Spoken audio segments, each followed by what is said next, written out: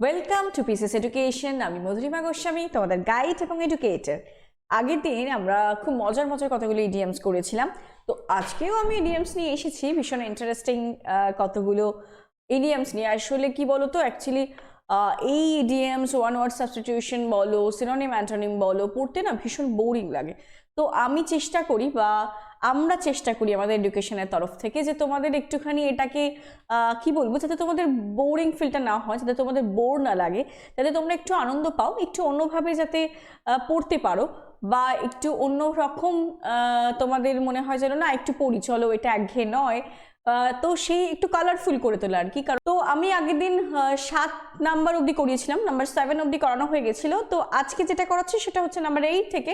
তো নাম্বার 8-এ কি লেখা আছে? নাম্বার 8 লেখা আছে to get of Scott free, মানে টু এসকেপ উইদাউট পানিশমেন্ট, মানে হচ্ছে কোথাও থেকে পালানো কোনো রকম শাস্তি পাওয়া ছাড়া। He got scot free for lack evidence, মানে হচ্ছে ল্যাক এভিডেন্স মানে প্রমাণের অভাবে সে কি হয়েছিল, ফ্রি হয়ে গেছিল। মানে Scott to get of Scott free মানে কোনো রকম শাস্তি না পেয়ে কোনো জায়গা থেকে পালানো। তো আমি দেখো একটা ছোট্ট ইমেজ দিয়ে গেছি, get out of jail free. একটা জেলের মধ্যে কাউকে রাখা হয়েছে, সে কি করেছে, তো সেখান থেকে পালিয়ে যাচ্ছে তার শাস্তিটা পূরণ হওয়ার আগে বা শাস্তি পাওয়ার আগে। তো আমি একটা ফানি ইমেজ এখানে দিয়েছি, তো যাতে তোমাদের এটাকে ইন্টারেস্টিং লাগে বা আমি তোমাদের কাছে ঠিকঠাক করে রিপ্রেজেন্ট করতে পারি। চলো নেক্সট দেখি কি আছে। To give a long rope, to give a long rope, long rope, রোপটা লং মানে অনেকটাই বড়। To let someone commit mistakes মানে কাউকে কোনো ভুল করতে দেওয়া। To let someone commit mistakes মানে কাউকে কোনো ভুল করতে দেওয়া, মানে লং রোপ দিয়ে দেওয়া মানে তুমি ফাঁসি দিতে পারো, মানে লং রোপ দিয়ে কিন্তু ফাঁসি দেওয়া যায়। তার মানে তুমি কাউকে কোনো রকমের মিস্টেক করতে দিচ্ছ, ভুল করতে দিচ্ছ। তো যার জন্য আমি এখানে একটা ফাঁসির ফান্দা, একটা দড়ির ইমেজ দিয়েছি। তার মানে যে নাও চলো এবার তুমি ফাঁসি লাগাও, সেটা অ্যাকচুয়ালি নয়। তার মানে এটাই যে তুমি কাউকে কি করতে দিচ্ছ, ভুল করতে দিচ্ছ। তো আমরা যখন কোনো সুইসাইড কেউ করি বা করে, তো সেটা কমিট সুইসাইড বলা হয়, বিকজ এখানে মিস্টেকটা কেউ কমিট বলা হয়েছে, কারণ যেটা করছি নিজের ইচ্ছায় করছি, তো সেটা একটা ভুল। তো যার জন্য to let someone commit mistake, কাউকে কোনো রকমের ভুল করতে দেওয়া, এটার মানে হচ্ছে to give one a long rope, কোনো কাউকে একটা বড় রোপ দেওয়া, সেটার মানে তো commit mistake, to let someone commit mistake, কাউকে কোনো ভুল করতে দেওয়া। নেক্সট চলো, to read between the lines. এখানে আমি কতগুলো টু রিড বিটুইন দ্য লাইন্সের ইডিয়াম অফ দ্য ডে এখানে একটা ইমেজ দিয়েছি, যেটা হচ্ছে when you read between the lines you try to understand what someone implies but doesn't openly state when they say or write something. অনেক কিছু আমাদের থাকে, অনেক সময় আমরা কোনো কিছুটা লিখতে যাই, ওপেনলি স্টেট থাকে না, সেটা কোনো লাইনের মধ্যে কোনো একটা অন্তর্নিহিত মিনিং থাকে। তো এটা মানে তাই to read between the lines মানে to understand the hidden meaning. অনেক সময় আমরা দেখি কিছু অ্যালিগোরিক্যাল কোনো রকমের, যেগুলোকে আমরা ইংলিশ বা বাংলায় অলংকার বলি, কোনো অনেক মেটাফোর হয়, ফেবেল হয়, অনেক রকমের অলংকার হয়। তো কিছুর কথার মধ্যে কিছু হিডেন মেসেজ থাকে, হিডেন মিনিং থাকে, তো সেটাকে বোঝাকে বলা হয় to read between the lines. কি মানে একদম লাইন্সের ভেতরে পড়ো, দুটো লাইন্সের ভেতরে ভেতরে পড়ো, মানে to read between the lines মানে হচ্ছে ওয়েন ইউ রিড, তুমি যখন পড়ছো বা বুঝতে চেষ্টা করছো, সামওয়ান ইমপ্লাইজ কি বলতে চেয়েছে এই কথাটার ভেতরে, মানে এই কথাটার মধ্যে কোনো একটা আরো একটা হিডেন মিনিং আছে যেটা তুমি বুঝতে চাইছো বা বুঝতে চেষ্টা করছো। তো এটার মানে হচ্ছে তাই to read between the lines to understand the hidden meaning. If you go to the book seriously you will be able to read between the lines. তুমি যদি বইটাকে ভালোভাবে পড়তে চাও, সিরিয়াসলি পড়তে চাও, তাহলে তোমাকে কি করতে হবে, to read between the lines, পুরো লাইন বিটুইনস পড়তে হবে, মানে ভীষণভাবে সিরিয়াসলি পড়তে হবে, আর এর যে হিডেন মিনিং সেটা তোমাকে বুঝতে হবে। নেক্সট হচ্ছে to hold a candle to. Hold a candle to মানে ম্যাচ ফর ইকুয়াল, মানে সাপোজ ধর এখানে আমি এক্সাম্পলটা এইভাবেই দিয়েছি যাতে তোমরা খুব সহজে বুঝতে পেরে যাও। She is the daughter of a famous doctor but she doesn't hold a candle to her mother. সে একজন ফেমাস ডক্টরের মেয়ে, কিন্তু সে তার মার পজিশনটা বা মাও যে ডক্টর হয়েছে, সেও যে ডক্টর হবে, যে মা যেরকম সেরকম সে হয়নি। তার মানে বুঝিয়ে দিচ্ছি আমি এখানে, বুঝতেই পারছো তোমরা যে মার সেম প্রফেশনে সে যায়নি, কোনো ইকুয়াল প্রফেশন নয়, বা তার মার সাথে কোনো রকম ম্যাচ নয়। তো এখানে আমি বলে দিয়েছি ম্যাচ ফর্মা বা ইকুয়াল। এখানে আমি নেগেটিভ সেন্টেন্সটা দিয়েছি এই কারণেই যাতে তোমরা বুঝতে পারো। মানে টু হোল্ড আ ক্যান্ডেল মানে সাপোজ আমার বাবা ডক্টর, তো আমিও ডক্টর হয়েছি, তার মানে আমার বাবার সাথে আমার ম্যাচ করেছে বা আমার বাবার সমতুল্য আমি হয়েছি, তো ইটস আ ইকুয়াল। তো এখানে আমি এটাকে নেগেটিভ দিয়েছি। একটা ফেমাস ডক্টরের মেয়ে, সে কি করতে পারেনি, তার পজিশনটাকে হোল্ড করতে পারেনি বা তার যে ফেম সেটাকে অর্জন করতে পারেনি। তো দ্যাট ইজ ওয়াই আমি এখানে দিয়েছি she does not hold a candle to her mother. বোঝা গেল? নেক্সট হচ্ছে to have an axe to grind. Axe মানে আমরা জানি সবাই কুড়াল বলি বা কুরুল বলি। To have a personal interest, কোনো কিছুতে নিজের আগ্রহ থাকা বা ব্যক্তিগত কোনো রকম ইন্টারেস্ট থাকা, আগ্রহ থাকাটাকে বলা হয় to have an axe to grind. I am sure he has an axe to grind in the proposal. তাহলে কি আছে, আমি এখানে একদমই শিওর যে সে কি করবে, তার এই প্রপোজালে একটা পার্সোনাল ইন্টারেস্ট থাকবে। আমি একখানা ইমেজ দেখিয়ে দিয়েছি, একটা কুড়ুল কি করছে, একটা কুড়ুল দিয়ে আমরা একটা গাছের গুড়ি কাটছি, যে গুড়িটা কাটছি নিজের ইচ্ছাতে কাটছি, তো সেটাতে আমার পার্সোনাল ইন্টারেস্ট আছে, তো এটাই বলা হয়েছে to have a personal interest. তো নেক্সট বলি টু হ্যাভ নো ব্যাকবোন মানে স্পাইনলেস বলা হয় যেটাকে। To have no strength and support, আমরা অনেক সময় শুনেছি যাদের মেরুদণ্ডহীন প্রাণী, স্পাইনলেস, স্পাইন থাকে না, তো ব্যাকবোনটাকেই হচ্ছে স্পাইন, তো ব্যাকবোন নেই। To have no strength or support to the movement against the reservation based on caste had no backbone and collapsed soon.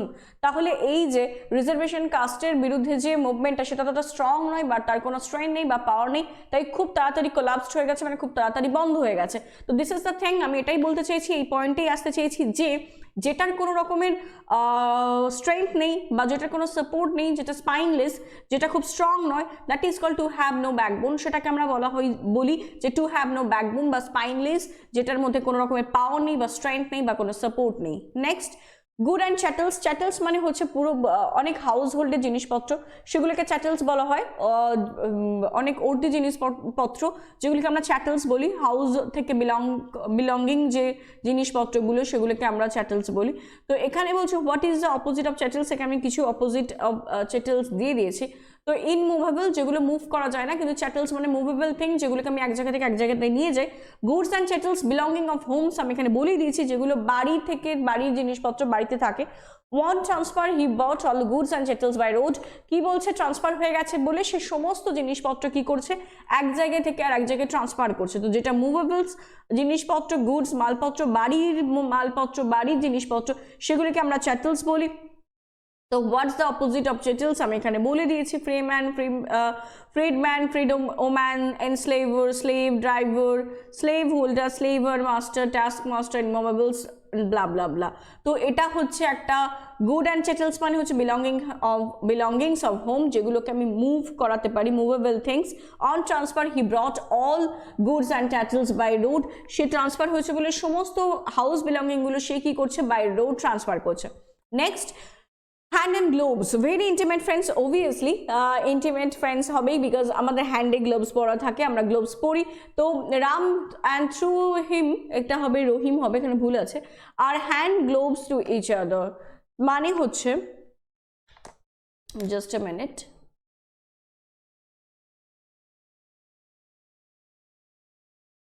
R hand and gloves to each other মানে দুজনে একে অপরের ভীষণ ভালো বন্ধু বা ভীষণ ক্লোজ।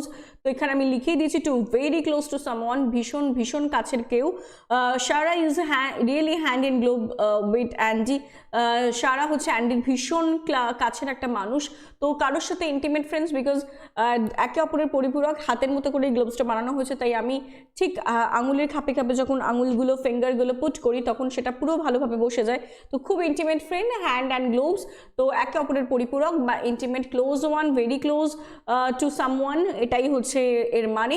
তো চলো আমি এখানে ইমেজটা দেখিয়ে দিয়েছি, তোমাদের ইমেজগুলো ক্লিয়ার করে থাকলে কি তোমাদের কাছে ছবিটা পরিষ্কার থাকবে আর করতে খুব সুবিধা হবে। মাথার মধ্যে যদি ছবিটা একবার বসে যায়, আমাদের মনের মধ্যে যদি ছবিটা গেঁথে যায় আর যদি স্টোরিটা আমরা বুঝতে পারি, তাহলে করতে কিন্তু ভীষণ ভীষণ রকমের ইজি লাগবে। আর এমন মনে হবে না যে মুখস্থ করতে হবে, বিকজ এই স্টেজে এসে আমরা যখন একটা বয়স পার করে ফেলি তখন না মুখস্থ করাটা খুব একটা চাপ হয়ে যায়। তো তখন মনে হয় একটু বুঝলে পরে ভালো হয়। বোঝা দিয়ে যদি কিছু পড়ো, মানে খুব বুঝে যদি কিছু পড়ো, আমার মনে হয় যেন এটা বেশি ভালো হবে, এফেক্টিভ হবে। তো দ্যাট ইজ ওয়াই আমার এইভাবে তোমাদের যাতে তোমরা বুঝতে পারো তাই গল্প করে আর ইমেজ দিয়ে পড়ানো। ইমেজটা মাথায় থাকলে কিন্তু গল্পটা তোমাদের মনে থাকবে। চলো next, leave no stone unturned, make all possible efforts. মানে তুমি সমস্ত রকমের যতটা শক্তি ছিল তোমার কোনো একটা কাজের প্রতি তুমি দিয়ে দিয়েছো। I shall leave no stone unturned to get the promotion. আমি এই প্রমোশন পাওয়ার জন্য সমস্ত রকমের এফর্ট কি করেছি, দিয়েছি। তো that is why leave no stone unturned, make all possible efforts. I shall leave no stone unturned to get the promotion. আমি কোনো রকমেরই সুযোগ ছাড়িনি এই প্রমোশনটা পেতে।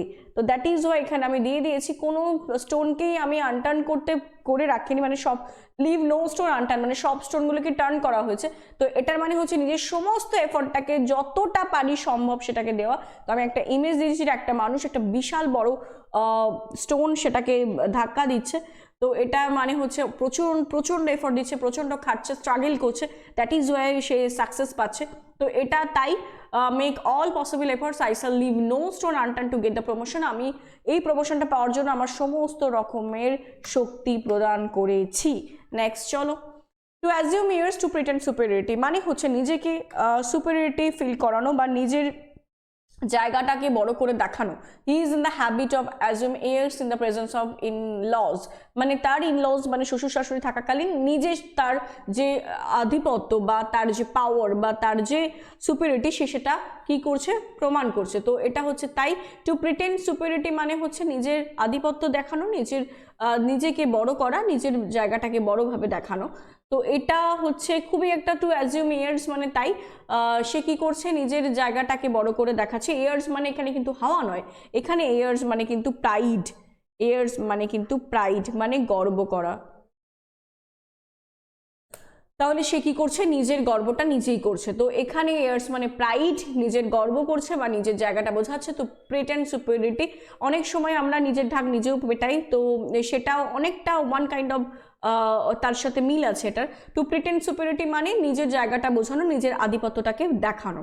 তো নেক্সট চলো, to add of new feathers in one cap মানে তুমি অ্যাডিশনাল সাকসেস আর একটা অ্যাড করলে, মানে to add a new feathers, একটা ফেদার তো তোমার ক্যাপে ছিলই, তো তার উপর তুমি আরও দুটো ফেদার অ্যাড করলে, মানে হচ্ছে তুমি তো সাকসেসফুল ছিলেই, তুমি আরও একটা কোনো রকম জায়গায় তুমি আর একটা সাকসেস অ্যাচিভ করলে, তো সেটা তোমার লাইফে অ্যাড হলো। তো তার মানে তাই to add a new feather in one's cap. আমরা স্পোর্টসে এই কথাটা বারবার শুনি যে টেস্ট সিরিজে 100-এর দিক থেকে সে এগিয়ে আছে, তারপর দেখা গেল ওয়ান ডে ম্যাচে সে 100-এর দিক থেকে সবার থেকে বেশি করেছে, 100 করেছে। বা সচিন তেন্ডুলকর আমি বলছি, কারোর একটা নাম, হোয়াট এভার, যে কেউ হতে পারে, যে কোনো প্লেয়ার হতে পারে, ফেমাস প্লেয়ার হতে পারে। তো এই সাকসেসটা তার to add a new feather in one's cap, তার মানে হচ্ছে his successful in his IASS হবে, এটা ICFI আছে।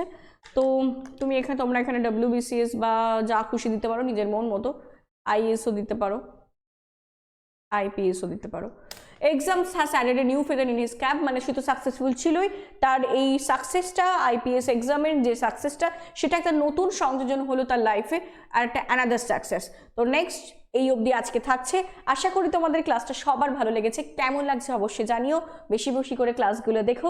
চলো আজকে এই অবধি, নেক্সটে আরও নতুন কিছু ইডিয়ামস নিয়ে আসছি, থাকছে 1 hour সাবস্ক্রিপশন এবং আরও অনেক কিছু। চলো টাটা।